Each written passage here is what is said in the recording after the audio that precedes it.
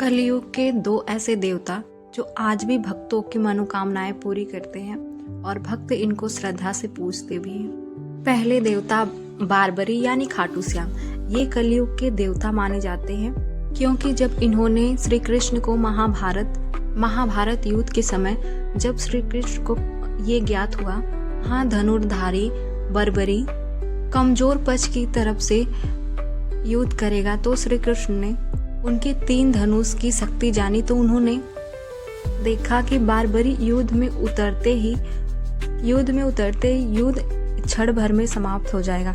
नहीं कौरव रहेंगे, नहीं पांडव, सिर्फ रहेगा बर्बरी का राज। इसलिए श्री कृष्ण ने परीक्षा के रूप में बर्बरी से उनका सिर मांग लिया और बर्बरी ने हंसते हुए श्री कृष्ण को अपना सिर दान में दे दिया।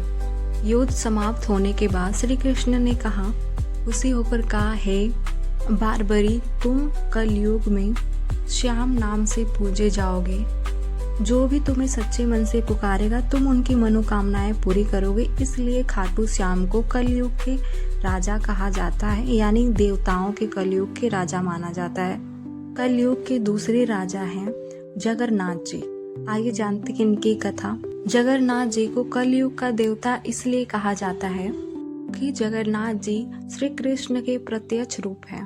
कलयुग में भक्तों की सरल भक्ति से शीघ्र कृपा प्रदान करते हैं। सभी जाति धर्म के लिए समान रूप से खुले हुए देवता माने जाते हैं। श्री कृष्ण ने स्वयं कहा था कि वे कलयुग के पुराणों में नीलांचल पुरी में निवास करेंगे।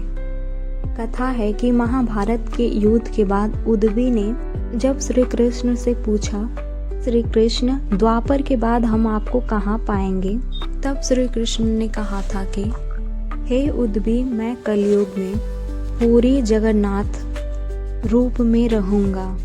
भक्त मुझे उसी रूप में देख और पा सकेंगे। इसीलिए जगन्नाथ जी को कलयुग का देवता कहा जाता है।